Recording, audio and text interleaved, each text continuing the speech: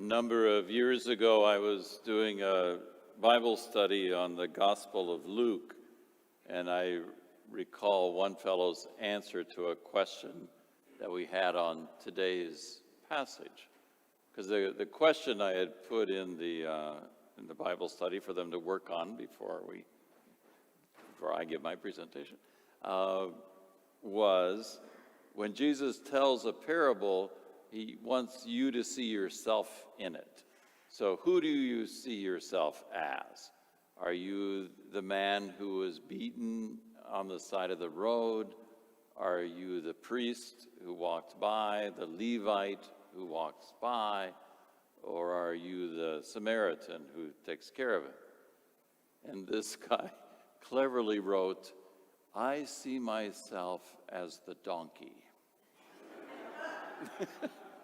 And he had a good reflection on it. He said, that's about all I do. I'd give the guy a ride, but I'm not as generous as that Samaritan guy, spending the night, taking care of him. And I'd give him a ride. I'd be the donkey. I appreciated his honesty. I thought, yeah, that's a good answer. I could be the donkey. I think most of us, having heard that story way, way too often perhaps, think that the point is that you're just supposed to do good things for people in need. And that is one of Jesus' points. But it's not the only point he's making there. This is a scholar of the law who comes up and asks him the question. So what this guy spends his life doing is debating just this kind of stuff. He knows all the debates. That's what Jewish rabbis did. They argued about the Torah. They argued about the law. They knew all the particulars of the law. So he wants Jesus' opinion.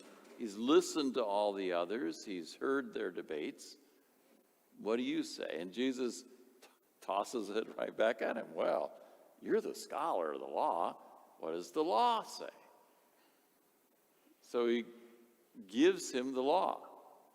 Love God, love neighbor. And then, being a good scholar and following good debate that he had heard, he needs to know what's the definition of neighbor, because that matters a lot.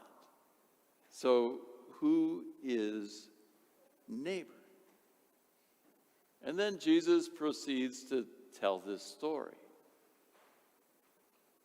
A story that does say, if you're going to follow the law, then you need to care for those in need. But before he gets to the one who cares for him, he has two people walk by who probably had good reasons to walk by. Though as you hear the story, it says they walked by on the opposite side of the road. Let me tell you, I've walked that road from Jerusalem to Jericho when I was on sabbatical there. It is about as wide as the aisle. That's the width of the road. And as you're walking from Jerusalem to Jericho, to your left is a cliff going up a canyon, and to the right is a cliff going down into the canyon where it's a steep drop off, and you see, amazingly, little children out there shepherding goats, which are very agile on the side of those cliffs. But I think the opposite side of a path, if the guy is, and it'd be really easy for robbers to hide there. There's lots of twists and turns along those cliffs. So they could grab the guy and pull him in and beat him up and throw him out there. But they're not walking far from him. They're walking close by. But they didn't follow the law, or they followed some other law, some other things that they thought were more pressing at the time. So they didn't answer. And then the one who does take care of him is not the one we would expect. The Samaritans are kind of like the strange cousins, who show up at parties. They were somewhat Jewish. They had been the northern 10 tribes. They had intermarried with the Assyrians. They had a different place of worship than the tribe of Judah.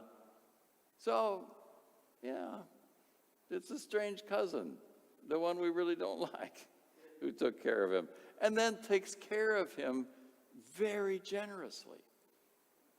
Scholars say that the coins he gave, compared to the cost of an inn at that time, was 64 times more than he needed. He could have stayed there for 64 days at the amount that he gave. Very, very generous. And very generous to take his time and to bind the guy up, put him in the inn. Very generous. We don't know what the guy said after Jesus said, "Go and do likewise." But the scholar of the law, as we hear from Luke, was trying to justify himself. And the question was, what do I have to do to gain eternal life? What do I have to do? And Jesus' response is, well, follow that law. Is it possible to follow the law given the example Jesus gave? No. The priest didn't follow it. The Levite didn't follow it. The guys you would expect to follow it didn't follow it.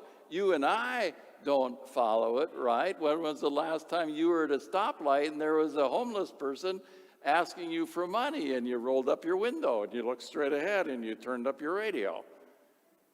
We all do that. It's impossible. That's the point. You cannot be good enough. You cannot follow the law. To love neighbor? Who has done that? Mother Teresa. Somebody like her. Somebody who dedicates themselves totally to service of others. She might have earned her way. Jesus' point is, you cannot earn it. That's the point. That's why Jesus comes. That's why he's here. He gives you salvation. What do you have to do? Be in a relationship with Jesus, period. That's it. That's what you have to do. Now, should you love your neighbor, because that's the law? Yes. We should strive, but not like the scholar who's trying to earn it. Our loving each other and our reaching out to those in need is because we realize how much we are loved. We realize what Jesus has done for us. We realize the amazing gifts we have been given. And if we begin to understand how much we are loved and how much we have been given, then our little loving of others is simple to do. Small. Easy.